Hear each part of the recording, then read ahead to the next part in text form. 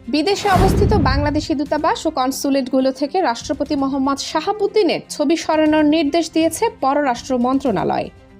সম্প্রতি বিভিন্ন দেশের বাংলাদেশি দূতাবাস থেকে রাষ্ট্রপতির ছবি নামিয়ে ফেলার খবর গণমাধ্যমে প্রকাশিত হলে বিষয়টি নিয়ে চাঞ্চল্যের সৃষ্টি হয়। এ নিয়ে রাষ্ট্রপতি নিজে গভীর ক্ষোভ প্রকাশ করেছেন। রাষ্ট্রপতি স্বাক্ষরিত একটি চিঠি আজ বুধবার তার ভেরিফাইড ফেসবুক পেজে প্রকাশ করেন অনুসন্ধানী সাংবাদিক জুলকার নায়েন সায়ের খান।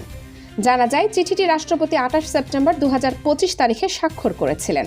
তবে সেটি এখনও পররাষ্ট্র উপদেষ্টা মোহাম্মদ তৌহিদ হোসেনের হাতে পৌঁছেছে কিনা তা নিশ্চিত করা যায়নি। চিঠিতে রাষ্ট্রপতি মোহাম্মদ শাহাবুদ্দিন স্পষ্টভাবে উল্লেখ করেন, বিশ্বব্যাপী বাংলাদেশের কূটনৈতিক মিশন থেকে আমার ছবি অপসারণের ঘটনাটি আমাকে ব্যক্তিগতভাবে বিব্রত করেছে।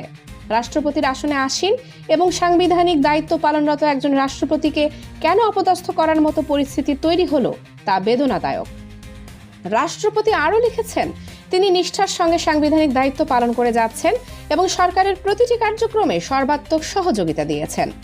স্বাধীনতার পর থেকে এ ধরনের নজির তৈরি হয়নি, অথচ তিনি প্রায় অর্ধ শতাধিক অর্ডিন্যান্স জারি করে সরকারকে আইনগতভাবে শক্তিশালী অবস্থানে রেখেছেন। এমনকি গত বছরের আগস্ট মাসে সংকটকালে তার ভূমিকা ছিল অত্যন্ত গুরুত্বপূর্ণ। কিন্তু তারপরও কেন এক রাতের মধ্যে প্রতিযোগিতামূলকভাবে তার ছবি সরিয়ে ফেলা হলো, এমন প্রশ্ন তুলেছেন রাষ্ট্রপতি।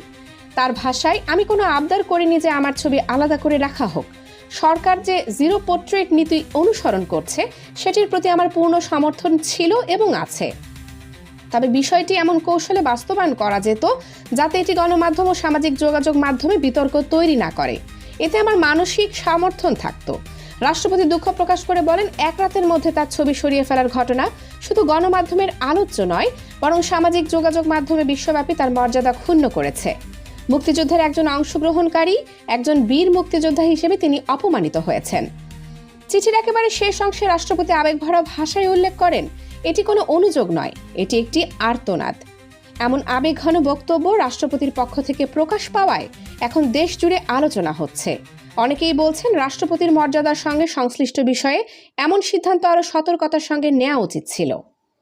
কানিজ Fatema Soma, desk news, 0 TV.